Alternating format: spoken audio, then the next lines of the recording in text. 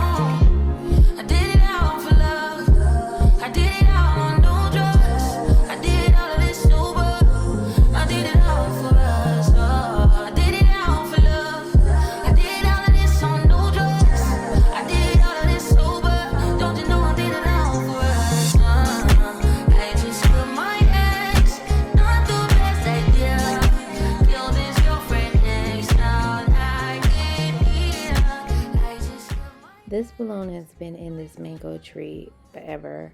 There's tons of mango trees over here.